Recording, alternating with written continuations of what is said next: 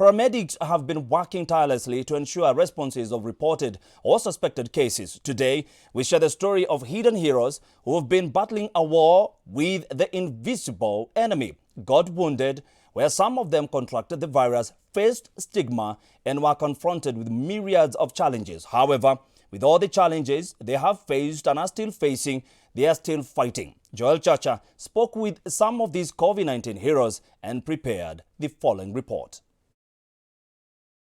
The largest private emergency medical services and pre-hospital care provider in the Eastern Central Africa, with over 130 fleet of superior, fully equipped state-of-art ambulances, manned by highly qualified paramedics and experienced in pre-hospital care, has gathered under this tent in a celebration of its commitment to combat the COVID-19 pandemic that has bruised economies across the world. Drawn from different regions, they gather here this morning to share their experiences on how the journey has been like. This was a very uncertain time, difficult, traumatic, psychologically, both for the staff and their families, and we never knew what was going to happen the next day. So it required us to be resilient and to continue just being focused on doing what we needed to do, and also our moral and professional responsibility of being in the front line. After fighting the invisible enemy for more than 4 months, Carol Wanjoya, a paramedic who was stationed here in Nairobi, contracted COVID-19. She tells us of the discrimination she encountered. I did my self-isolation in my house. At that time, I was just by myself. My family was not there. So every day, every single day, you'd sleep scared because you don't know if you'll develop those symptoms they are saying, like difficulty in breathing. But with the many phone calls, my colleagues, the management, our HR was very supportive. Our doctor, Dr. Memusi, was also very supportive. Patrick Ricky, an EMT operator, recalls his experience when he was attending to the first cases recorded in the country, when the tension was still high and no one seemed to understand the disease and how to control it, with little or no knowledge.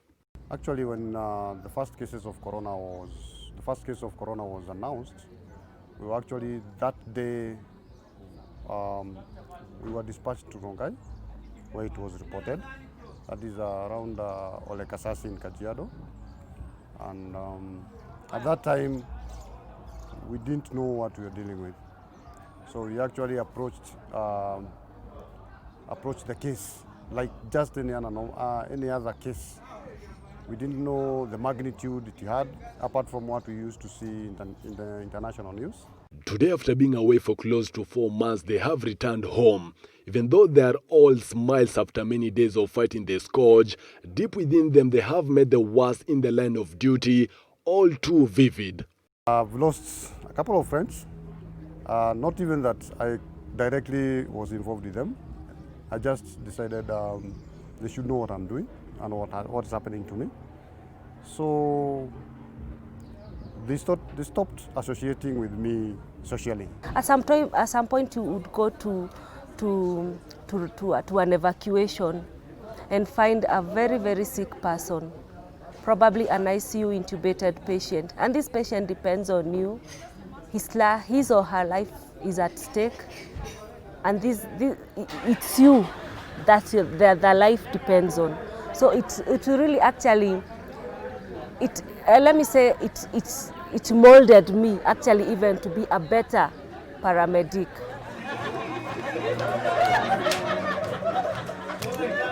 Songs, dances and cake eating was not the norm few months ago.